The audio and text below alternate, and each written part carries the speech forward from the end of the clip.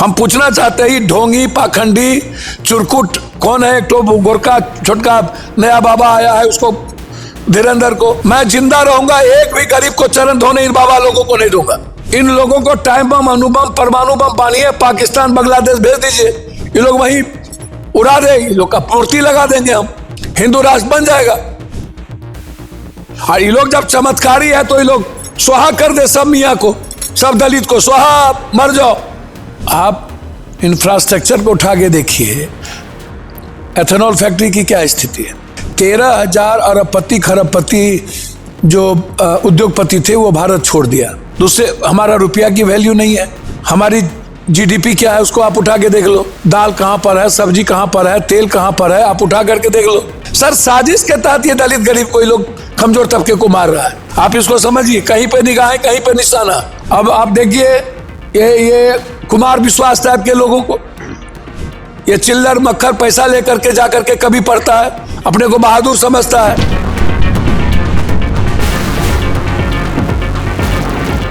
2026 budget सत्र का पहला दिन था, जो कहीं ना कहीं 11 बजे तक भी स्थगित कर दिया गया। इस पर ज्यादा बातचीत करेंगे। हमारे साथ बातचीत करने के लिए कांग्रेस से लोकसभा सांसद है पप्पू यादव जी। सर, किस तरीके से देखते हैं और क्या कुछ अपेक्षाएं लगाते हैं 2026 के बजट से आप? नहीं, आप बजट से कब अपेक्षा क्या लगा? कोरोना के बाद लगभग ट्रेन आप देख लीजिए क्या स्थिति है। बुलेट ट्रेन आज तक कब, एक तो गेट भी नहीं बना। आप इंफ्रास्ट्रक्चर को उठा के देखिए, एथेनॉल फैक्ट्री की क्या स्थिति है, चीनी मिल की क्या स्थिति है। 13,000 अरबपति खरबपति जो उद्योगपति थे वो भारत छोड़ दिया। काहे, क्यों छोड़ दिया भारत? आप खाद, कोई भी खाद किसान को समय पर कभी मिलता है? आप बात करते हो जैविक खेती की और आप सब्सिडी दे रहे हो खाद पे, आप गैस पर सब्सिडी दे रहे हो विदेश को। मंडी सिस्टम का क्या हुआ? नोटबंदी और जीएसटी के बाद मिडिल क्लास जितने व्यापारी थे उसकी क्या हालत है? भैया आपका डॉलर दूसरे के डॉलर पर आश्रित हो, दूसरे, हमारा रुपया की वैल्यू नहीं है, हमारी जीडीपी क्या है उसको आप उठा के देख लो, पर कैपिटा इनकम से पता चल जाएगा। ये जीडीपी की बात करते हैं पूंजीपतियों की, जिसमें महंगाई का जुड़ा हुआ नहीं है। महंगाई अब कहां पर है? दाल कहां पर है, सब्जी कहां पर है, तेल कहां पर है, आप उठा करके देख लो क्या स्थिति है, तो आपको पता चलेगा। बजट का क्या मतलब होता है? बजट का मतलब होता है इक्वालिटी, रोजगार, महिलाओं की आर्थिक सामाजिक सुरक्षा, बेटियों को आत्मनिर्भर करना, बच्चों के रोजगार। तो आपके ही बिहार की बात करें, बिहार में जब चुनाव था तो 10,000 रुपए की मदद करी गई सरकार के द्वारा कि आत्मनिर्भर बनेगी। वो खैरात था ना, वो तो घूस था ना। हो भारत 83 करोड़ लोगों को 5 किलो अनाज देता है और 19 करोड़ लगभग लोगों के पास 1 डिसमिल जमीन नहीं है। तो 140, 35, 37, 38 करोड़ में भारत का 35 करोड़ लोग, मात्र 13 करोड़ लोग, 13.5 करोड़ लोग भारत में है। 110 करोड़ लोगों की क्या स्थिति है? 20 करोड़ लोगों की। ये इनको बताना चाहिए ना। आप किसी पर रिसर्च पर पैसे नहीं देते हो, एजुकेशन सिस्टम पर आप पैसे नहीं देते हो, आप हेल्थ पर पैसे नहीं देते हो। क्या स्थिति है हेल्थ की? कितना लाखों लाख करोड़ रुपया का कोचिंग खुला हुआ है, लाखों लाख करोड़ रुपए का प्राइवेट नर्सिंग होम खुला हुआ है। क्यों आपका हेल्थ में इंफ्रास्ट्रक्चर नहीं है? तो हेल्थ के इंफ्रास्ट्रक्चर पे बात नहीं करना। आप कहते हो मछली, हम सारा मछली हम लोग खाते हैं विदेश का। लेग पीस अमेरिका से आता है, मक्का मेरे यहाँ आता है, पॉपकॉर्न अमेरिका से आता है, दूध मेरे यहाँ होता है, लेकिन सब कुछ बाहर से आता है। दूध की प्रोडक्टिविटी को देखो, कहाँ है हम लोग? पर वहीं पर अगर बात करें सत्ता पक्ष की, तो वो तो बोल रहे हैं कि जो ये है मदर ऑफ बजट आया है ना इस बार, तो या हमको तो समझ में नहीं आता है, तो पता चल जाएगा ना mother of budget. Mother of budget क्या होता है? गरीबी में हम कहां पे हैं, प्रदूषण में हम कहां पे हैं, पानी में हम कहां पे हैं, क्या हुआ स्विस बैंक, क्या हुआ 15 लाख रुपया, बेरोजगारी में हम कहां पे हैं, फार्मर्स की स्थिति क्या है, महिलाओं की स्थिति क्या है, तो आप उसके आधार पर ना देखोगे mother of India. Share market कहां रहा है सर? 4 साल 5 साल के अंदर आपको इस भारत के लगभग बाजार मंत्रालय का चेक बाउंस मिलेगा। हाँ, बजट उद्योगपतियों के लिए है, पैसे वालों के लिए है, और जहां पर इनको चुनाव लड़ना है उस स्टेट को लुभाने के लिए, बस इतना ही बजट होता है इसकी। तो इस बार जो है वेस्ट बंगाल की तरफ जो है ज्यादा बजट। बंगाल देख लेना आप, वेस्ट बंगाल अभी देखना, पद्म भूषण देख लो, शिबू सोरेन जी को भारत रत्न देना था, क्या बेईमानी किया इन्होंने। पद्म भूषण देख लो, केरल अच्युतानंद जी जो मर गए, केरल, असम, बंगाल, तमिलनाडु, हर काम ये मतलब कैलकुलेटिव करता है कि कहां से चुनाव क्या। पर अगर सेंट्रल गवर्नमेंट की बात करी जाए तो वहीं पर जो जितने भी लोग हैं वो कहीं ना कहीं सोशल मीडिया पर झंडे उखाड़ते हुए दिखाई दे रहे हैं। यूजीसी का जब से बिल के लिए बात हुई है तब से सत्ता पक्ष बिल्कुल ही जो है लोगों से दूर होते हुए नजर आ रही है, ऐसा लग रहा है। एक बात समझिए कि ये जो अगरा पिछड़ा का कोई मामला नहीं है, पहले भी मंडल कमिंडल की लड़ाई थी, संघर्ष हुआ, वैचारिक बातें थी। एक बार को लग रहा था कि हमारे अधिकार छीन रहे हो, एक बार को लग रहा था कि अधिकार हमें नहीं मिल रहा है। जैसे जाति जनगणना, और इनमें है कि जनगणना, जब आप जाति की संख्या नहीं बताओगे तो जनगणना का क्या मतलब। एक तरफ जैसे एसआईआर, तो संविधान खत्म नहीं कर सकता, तो एसआईआर के माध्यम से दलित, एसटी, ईबीसी का नाम को काट दो। दूसरी तरफ आरक्षण ये नहीं खत्म कर सकता, तो नौकरी को खत्म कर दो। सर, साजिश के तहत ये दलित गरीब कोई लोग कमजोर तबके को मार रहा है। आप इसको समझिए, कहीं पे निगाहें, कहीं पे निशाना। आप एक एक चीज उठा करके देखिए, प्रमोशन में नहीं। अब दुनिया में कब से छुआछूत, अछूत, ऊंच नीच, कुआं पर ना जाओ, मंदिर में ना जाओ, घर में ना जाओ, सुनो नहीं, घोड़ा पर नहीं चढ़ो, पगड़ी नहीं बांधो। महात्मा फूले पर हमला हुआ, सावित्रीबाई फूले के आइडियोलॉजी पे हमला हुआ, पेरियार ने लड़ाई लड़ी, संत रविदास ने लड़ाई लड़ी, कबीर ने लड़ाई लड़ी। तो ये जो सामाजिक परिवर्तन की बात है, समय समय पर कानून में अमेंडमेंट होता है, संविधान में अमेंडमेंट होता है कि हम कहां पर किसकी मदद कर सकते।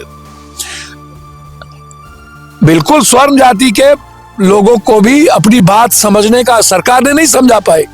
जब स्वर्ण कमीशन बना तो उस वक्त कहां विरोध हुआ, और जब स्वर्ण वर्गों को 10% गरीब बच्चों को आरक्षण, अच्छी बात है 15% करिए, लेकिन जो इतने परसेंट है तो उसका 67-64% आरक्षण करिए, तो आप उखड़ तो रहे नहीं है। तो स्वर्ण को आरक्षण मिला तो कोई विरोध नहीं हुआ और प्रोटेक्शन मिली। SC/ST बिल आया तो कहां उसका दुरुपयोग हो रहा है, कुछ जगहों पर हो रहा है तो उसको तो देखा नहीं जा रहा है। तो एक कानून बनी यूजीसी के तहत कि जो सामाजिक आर्थिक रूप से बच्चे गरीब घर से आते हैं, लोअर मिडिल क्लास से आते हैं, बदमुहूर, जो बोलते नहीं है, जो ब्लाइंड है, जो डिसेबल, विकलांग है, जो बच्ची है, जो रैगिंग होता है कमजोर तबके के लोगों का। प्रोफेसर जाति धर्म के आधार पर, मजहब के आधार पर देखकर, जाति देख करके नंबर कम कर देता है। तो ऐसे लोगों के लिए एक आयोग बनी, और उस आयोग में जो जाएगा और वो आयोग यदि समझेगा कि ये गलत हुआ है तो इसमें किसी स्वर्ण जाति के बच्चों पर केस थोड़ी होना है, उस कॉलेज पे होना, उसके पैसे रुक जाएंगे। ये किसी बच्चों की लड़ाई नहीं है।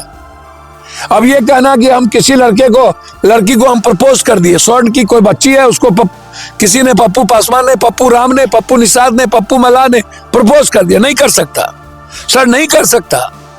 चाहे वो पप्पू यादव की बहन हो, बेटी हो, चाहे कोई हो, जब तक बेटियां इन्वॉल्व नहीं होगी या बच्चे और दोनों बच्चों के बीच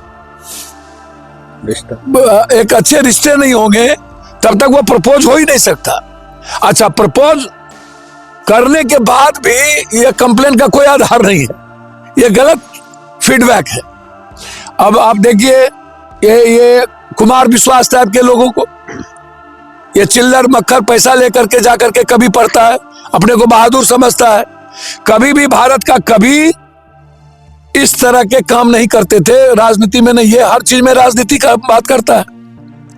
तो ऐसे लोगों को तो चुल्लू भर पानी में मर जाना चाहिए, सामाजिक बहिष्कार होना चाहिए। अब वहीं पर ये एक तो जो अंधविश्वास कर्मकांडी सब बाबा कोनो टाइप का नहीं, सरकार के द्वारा जिसको प्रोटेक्शन मिल रहा है, एक तो बाबा बोला इच्छा मृत्यु, हमके जल्दी मर जाओ, इतना लेट क्या कर रहे हो, एक तो बोझ जाएगा। साधु संत ना इस धरती पर रहेंगे, ये पाखंडी सब रह के क्या करेंगे जो जाति के अलावे। अच्छा, EBC, ST, SC, OBC Hindu है या नहीं, हम पूछना चाहते हैं। ढोंगी, पाखंडी, चुरकुट कौन है? एक तो गोरखा छोटका नया बाबा आया है, उसको धीरेन्द्र को, ये पाखंडी कर्मकांडी का ये गरीब को तुम क्या चाहते हो, भागवादी और भगवानवादी बना के रखना? पढ़ाई ना करे गरीब, उसकी इकोनॉमी ना बढ़े, तुम्हारा चरण धोते रहे। मैं जिंदा रहूंगा, एक भी गरीब को चरण धोने इन बाबा लोगों को नहीं दूंगा, मैं वादा करता हूं आपको। आप संत को प्रणाम करो। ये लोग बोलेंगे तुम लोग विलासिता में ना जाओ, भोगवादी काम मत करो, और तुम हमको चढ़ाते रहो।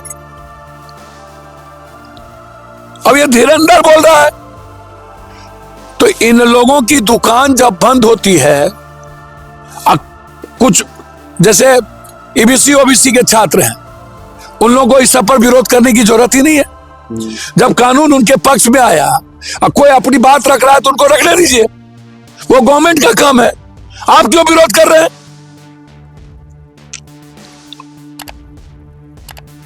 हर आदमी को, हर धर्म मजहब के लोगों को अधिकार है बात कर रखने का, हम रेस्पेक्ट करते हैं।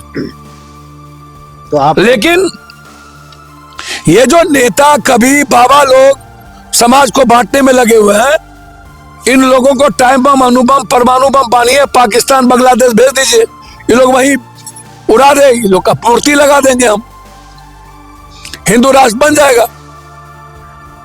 और ये लोग जब चमत्कारी है तो ये लोग स्वाहा कर दे सब मियाँ को, सब दलित को, स्वाहा मर जाओ। इतना नफरत ईबीसी, ओबीसी, एसटी, एससी के लोगों से, ये राजपूत, ब्राह्मण, भूमिहार का सवाल नहीं है। ये राजपूत, ब्राह्मण, भूमिहार, जादव, कोयरी, कुर्मी भी इसमें आएंगे, आप इसको समझ लीजिए। जादव के भी मजबूत पढ़े लिखे, कोयरी, कुर्मी के भी मजबूत नेता लोग टॉर्चर करते हैं ईबीसी दलित को, तो जो गरीब को टॉर्चर करेगा वो आएंगे, ये आप जान लीजिए। इसमें राजपूत ब्राह्मण भूमिहार नहीं, ये गलत फैलाया जा रहा है और सरकार को इस बात को सही ढंग से नहीं रख पाई, तो ये सरकार दोषी है, इसमें हमारे बच्चे दोषी नहीं है, ये सरकार दोषी है। और ये ईबीसी ओबीसी के पाखंडी नेता सबको भी कहेंगे, ये नाटक करना बंद करिए, लड़ाई लड़ने का चट्टा नहीं, जनगणना पे लड़ने का चट्टा नहीं, 67% आरक्षण पे चट्टा नहीं, लड़क बुड़बुड़ी करना, समाज को तोड़ना, नफरत पैदा करना, यह सही नहीं है, मैं इसको सही नहीं मानता हूं। यूजीसी एक कमजोर तबके के लोगों को सुरक्षित, संरक्षित करने का एक लॉ बना है, एक कमेटी बनी है। कानून का यह डर हर तबके का गलत करने वाले लोगों के भीतर रहनी चाहिए। स्वागत ही है मतलब, हाँ, डर नहीं, स्वागत तो ये तो रेस्पेक्टेबल चीज ना है वो, तो अब आप गरिया रहे हैं मोदी को, सबको। कल तक ठीक था, आज गड़बड़ हो गया। तो इसका मतलब है आपको हिंदू राष्ट्र नहीं चाहिए, आपको अन्य राष्ट्र नहीं चाहिए, आपको चाहिए पैसे वाले राज, गरीब लोगों को तंग करने वाला राज, ऐसा राज चाहिए। इन लोग चाहता है बिल्कुल अपना बपोती राज, बाबा लोग, ये नहीं होगा इस युग में। हमसे बात करने के लिए देते हैं, हमारे साथ बातचीत करने के लिए कांग्रेस से लोकसभा सांसद पप्पू यादव। फिलहाल के लिए बस इतना ही। दैनिक डिश लाइव के लिए दिल्ली से अभिषेक सिंह।